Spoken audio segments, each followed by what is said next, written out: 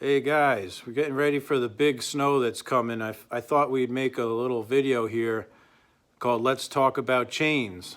You like chains? You ever hear that song? Let's talk about chains, baby. Let's talk about you and me. Let's talk about all the good things, all the bad things that may be. Let's talk about chains. You know that one? Anyways, I'm drinking out of my Gravely mug here. It's got my buddy Rusty's 450 on it with his Quick Way.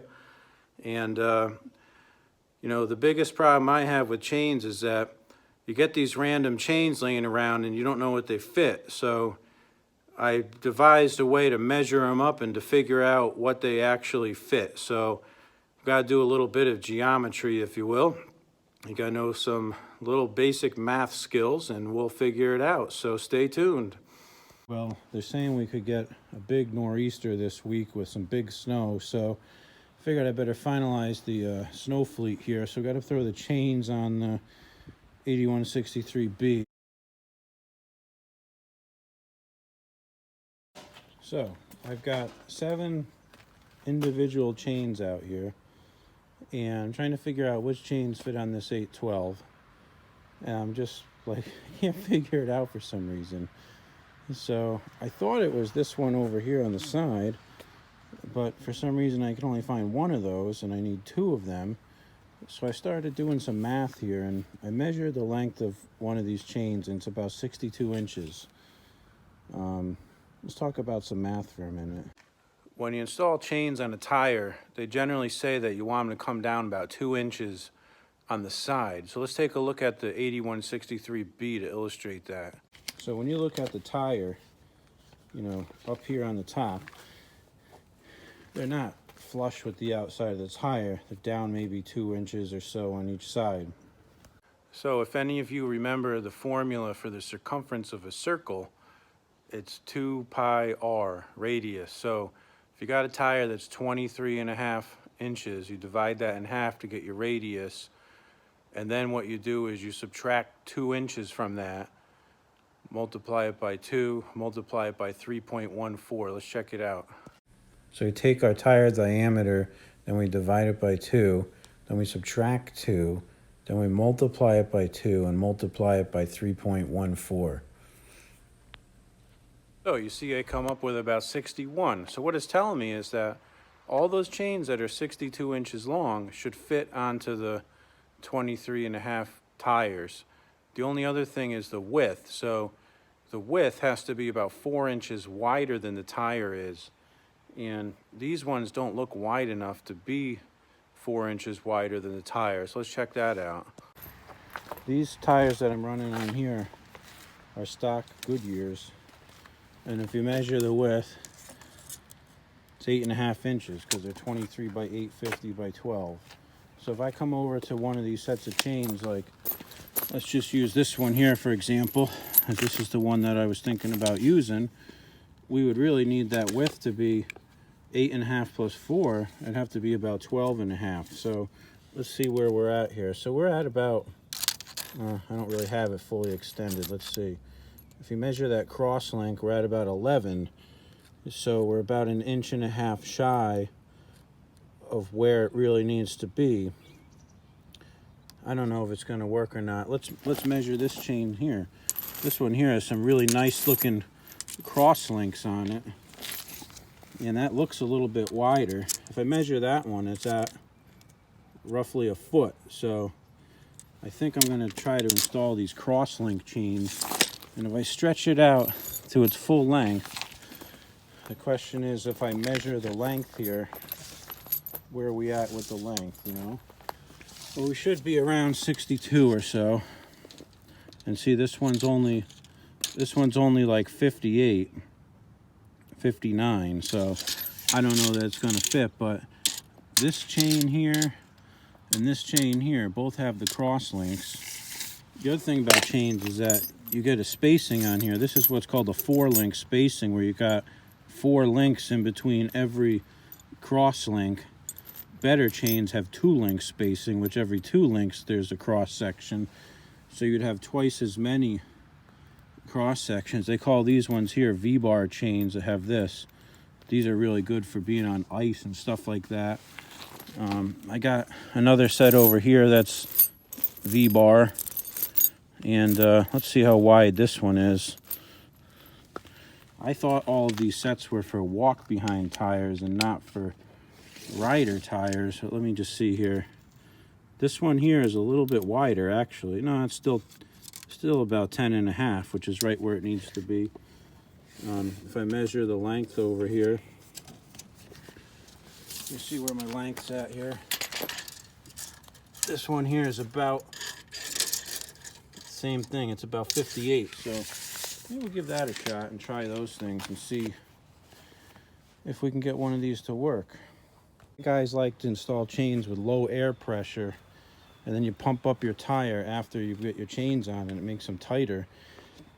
That's an option. I've never done that personally, and I don't really have any issues. But so I backed up the tractor, got it on both of them. So I'll lift up the chains, put them over the tire. We'll try to hook them up on the other side. And then you can always move the tire forwards and backwards to get them. You know, sometimes your tractor's parked on the chains. You don't want it to be parked on them while you're trying to tighten them either. So you might have to rock it back and forth a little bit in order to loosen it up, you know. Chain up on the back, and then, let's see, let me grab it on the bottom here. And it's pretty close here. Now, one thing that you got to do is, it's hard to do this one-handed, so let me just temporarily put this in there just so it doesn't hit the ground. But what I like to do is grab all these links that are sagging and pull them up tight. You got to start on the bottom and work your way up. And then you want to tighten this up as tight as you can on the outside here. I'm going to try to get it into link number 3 up here. Take the most slack out. Let's see if I can do it. I'm able to get to link 2, but I'm happy with that. So the way this one works is you bend this hook down, and there's a little clip here that slides over it to lock it in place. So this chain is pretty secure. This tire is a little low on air, so I'm going to pump it up a little bit. And then I like to put bungee cords across the outside here to help ensure that it's not going to fall off. Kind of measure all these different chains that I have left and determine if any of them fit the 23 by 850 here. And this pair on the left does. It's 62 inches long. This one in the middle here, not quite as long. Let's measure this one again. This one here is only about, you know, I'll say about 57 inches. So I'm going to do some reverse math and see if we can figure out what size tire it actually fits. And its width also is not as big either. It's got about a 10-inch width. So, like I was saying, if you talk about the width of the tire, if this is 10-inch wide, it would only fit a 6-inch wide tire. So let's do some math again. So we'll take our chain length of 56 and we'll divide it by 2, and then we'll divide it by 3.14.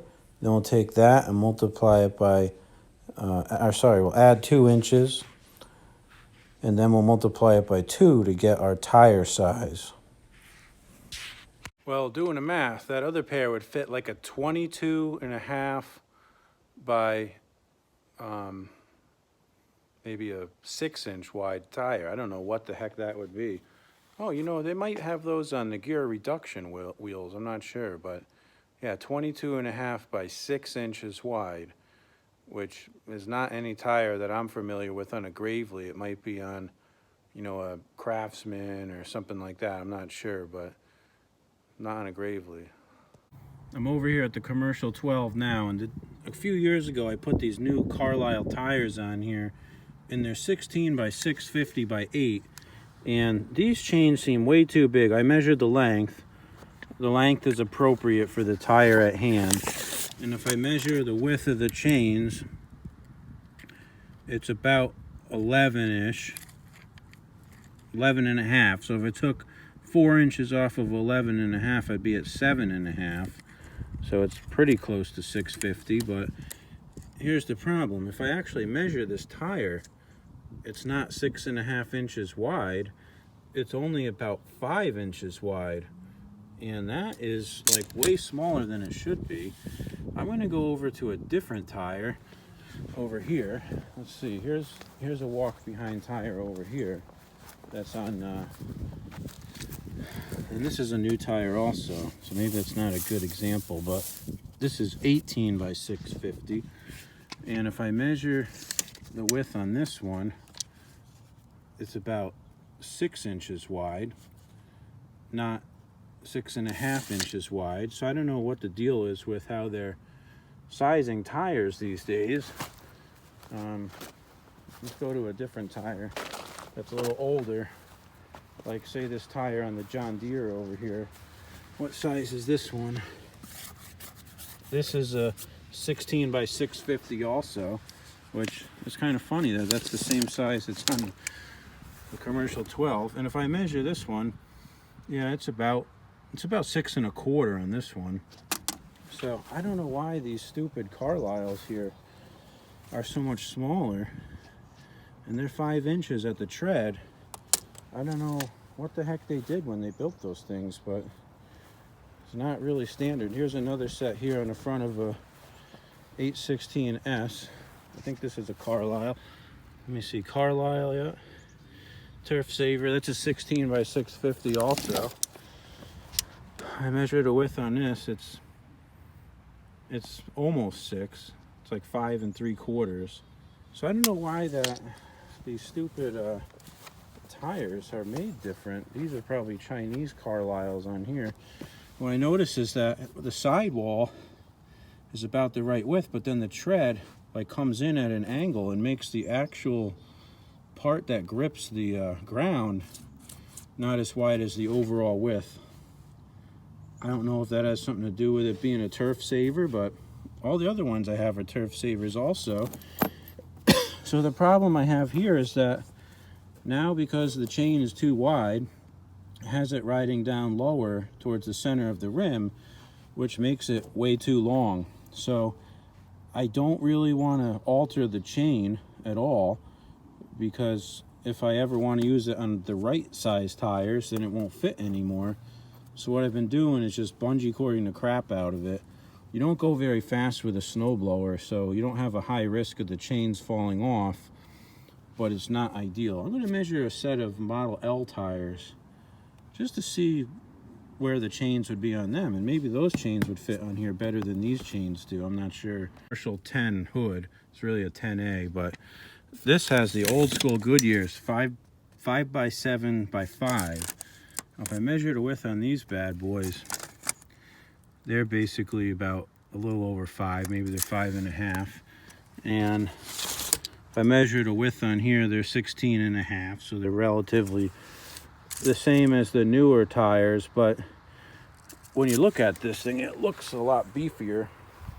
I don't know. Let's go to an L tire. Here's an L tire over here on the 57L, which is only about 4 inches wide, so it's an inch less.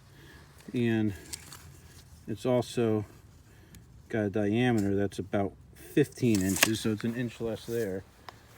So evidently I just don't have any chains that are the right size for the walk behind.